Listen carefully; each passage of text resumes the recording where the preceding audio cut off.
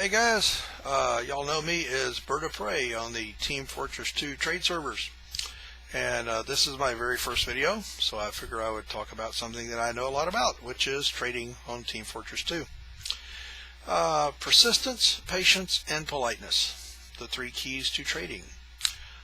Be persistent. Pick up one or two items that you're looking for. Watch the trade chat for it to scroll by. If you see somebody selling it, be quick and be the first person to trade them. Okay, you don't always have to offer the most metal for it or most keys for it. Just be the first person in there, so no one else gets a chance to talk to them before you. And then say, hey, how much you want for your item? You know, if they want too much for it, you can say no, thank you, or you can just say, hey, but would you take this, or could I offer you something different? And they say yes, no, maybe. If they sound like they're not going to budge, say, well, you know, thank you very much for your time. I really appreciate you taking the time to chat with me. Have a great day and good luck on selling that item, you know. And you want to be patient, you know, because there's millions of people out there playing this game. Somebody's going to have the item you want at the price you want. Somebody is going to not be patient and want to unload it quick because they want something else in a big hurry. And they just got to sell this because they just got to be the first one on the block to get that new item that they really want. But if you're polite to people, even if you don't do the trade at that moment, 1 in 5 of them will come back later and ask you if you still want it at the price you offered them. It happens.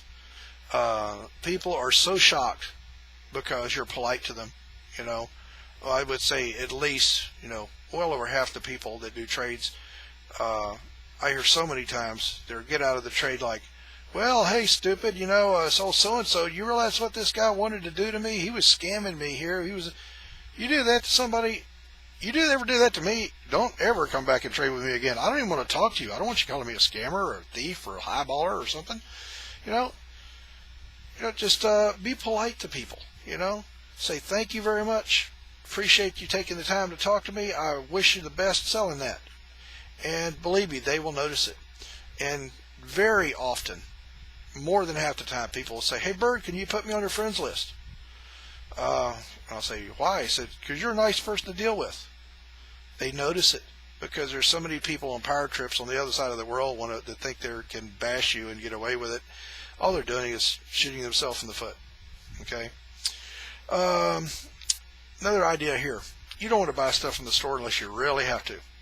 I mean, if all this great advice I'm giving you here makes you suddenly a fantastic trader and your backpack fills up and you suddenly have no room, okay, it's all right to go get yourself a backpack expander.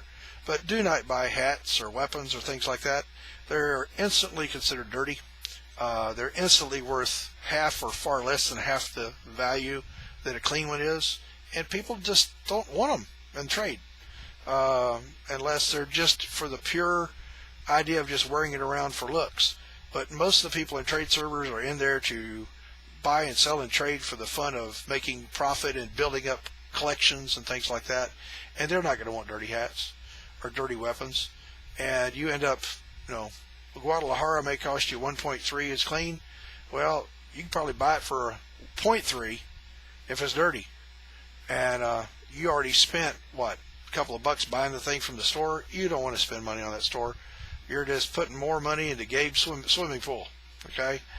And I mean, the TF2 is worth $3 billion. Okay, that's with a B, billion. They make most of their money off of keys. And speaking of keys, it's okay to buy a key or two every once in a while if maybe you're going to use it to set yourself up a new account for idling or something, which I'll get to in just a moment. But you do not want to buy keys to open crates to try to get that fantastic unusual that you heard so-and-so, somebody of yours got because he opened a crate. It was only his third crate, and he got this great unusual. Well, let me tell you something. The only stories that you hear great news on are the ones that are so-and-so got an unusual. It's fantastic. But if some guy got a cancer hat unusual, or if he got opened 30 crates and got nothing, he's not going to be bragging about it, and you won't hear about that. All you'll hear about is the fantastic hat someone got when they opened the crate. You don't realize that they spent hundreds of dollars buying keys because they were too impatient to trade for the item that they wanted. trade for the unusual hat. I have several unusuals in my backpack right now. I think about 5 of them. I haven't gotten a single one of them from a crate. Okay, my unusuals, all the ones that I have that I own, I traded for. Okay, I just started small. I built up enough for bills or two. I watched patiently till I saw something come along that I thought I liked, and I traded for it. And it's pretty good. Then I traded it for something a little bit better. Okay, you don't have to make a ton of profit if you're patient. Make a little profit on each trade. Try to buy it for a little bit under maybe what the person's selling it for. Be ready to pay for it right then, and trade. Promises of later trades. Nobody's going to want to do a trade with you. Just be ready right there. Like if they're wanting 25 keys and you've got 23 keys, say, guys, look, can I give you 23 keys and a ref? That's my max right now, but it's pretty darn close to what you're asking. Would you go for it? Great. Well, you just saved yourself, key and a half. Be polite, be positive about your trading, about the things you're selling. But do not want to buy keys just for the purpose of opening crates. I'll give you an example. Got a friend who opened, he spent $2,000 over a month buying keys, opened 800 crates, did not get a single solitary unusual. Now that's kind of odd. It's against odds. He should have got a few of them out of there, but he didn't. But it all evens out because I know other people have opened, a couple of guys who opened 5 crates and got 2 unusuals out of them. Okay? It all comes out to about 1 in 100 crates have an unusual. But here's the thing. If you just went and blew $250 in the game, buying $100 or 100 keys for crates to open crates, and you open it, let's say you got an unusual. About 1 in 10 unusuals will be worth $250 or more. Most of them are worth 1 or 2 buds. They're talking $30, $60 somewhere in that area, and you just spent $250 to get a $60 hat that is not the one you wanted, because it's going to be a really rare chance that it's something you're really after. You're much better off to save up. If you want that $60 hat and you want the one you want, save up the keys, keep them aside, and go on trade servers, unusual trade servers, and ask for what you're looking for and get the exact thing you're after for exactly what you want to trade it for without spending tons of money in the store on keys. It's logical. It makes sense. The only reason people they want this thrill of the big win. Well, let me tell you something. In Vegas, the house always wins, and in TF2, Gabe will always win on the percentages. They wouldn't have the game if it wasn't the dice and the cards weren't all stacked in their favor. I mentioned earlier buying a couple of keys for an extra account. This is a fantastic idea. Best $5 you ever spent on the game is getting a second account to idle with. It is 100% totally legal to have an idle account. It's old wives' tales that you could be banned for having an idle account. That is absolutely wrong. What you can be banned for is if you're using one computer and you're using some kind of special program to idle on 2 accounts from the same computer, which would also be the same IP address at the same time. Now that will get you banned into oblivion, into a black hole you will never escape from. Okay? If you're going to idle on another account, you're not on the computer 24/7. Play on your computer on one account. When you go to bed, turn on the other account. Let the thing idle in an idle server, one that does damage to you. Possibly a no glass server is one of some of the better idle servers. And within 11 hours, by the time you get ready for bed, get up in the morning, eat breakfast, and go back to your computer, 11 hours will have gone by, because it only takes 11 hours each week of playing to get all the weapons that you're going to get in drops. Okay, you did it in one overnight session there, so you're done.